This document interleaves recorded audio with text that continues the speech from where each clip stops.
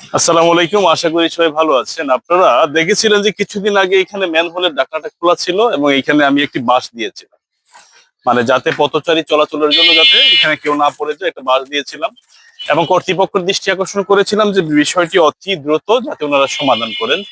তো আসলে যেহেতু আমাকে একজন ভাই মেসেঞ্জারে নক করেছিলেন, বলেছিলেন যে ভাই কর্তৃপক্ষ তো ঠিক করে দিয়েছে, তাহলে কি কর্তৃপক্ষ একটা ধন্যবাদ পেতে পারে না?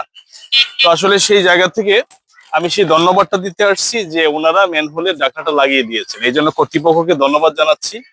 আসলে যখন আমরা যেহেতু সিটি কর্পোরেশন অন্তর্ভুক্ত বা আমরা একটা জায়গায় যখন একটি এলাকায় বাস করি, যখন এলাকার দায়িত্বরত যারা আছেন বা দায়িত্বরত যে ডিপার্টমেন্ট, তারা যখন একটি বিষয় তাদের নজরে আসে বা নজরে আসার জন্য আমরা হয়তো একটি ভিডিও বার্তা দিই, হয়তো আমাদের পেজের ভিডিওগুলো অনেকেই দেখেন, অথবা মানবাধিকার কর্মী হিসেবে অনেক জায়গায় প্রতিবাদ করি বা কাজ করেছি বা পরিচিতি পেয়েছি, সেই জায়গা থেকে যখনই একটি ভিডিও কোথাও দিয়ে দেই, হয়তো তারা নজরে আসলে এই ব্যাপারে একটু তারা সহযোগিতা করেন।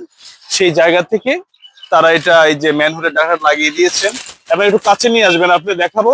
এইগুলো এইভাবেই ঢালাই করে দিবেন। হ্যাঁ, ওনারা ঢালাই করে দিয়েছেন, এখন কিন্তু আর ম্যানহোলটা চাইলেও খুলতে পারবে না, এই সাইড দিয়ে ঢালাই করে দিয়েছে।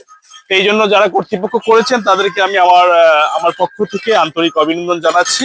এটা এবং আরেকটা ছিল, ওইটাও লাগিয়ে দিয়েছে। এই যে এই যে আপনারা দেখতে পাচ্ছেন, এটাও লাগিয়ে দিয়েছে।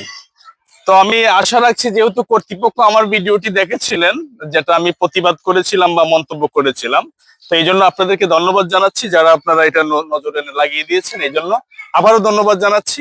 আপনারা এভাবে ভালো কাজ করে যাবেন, সবাই ভালো থাকবেন। আসসালামু আলাইকুম।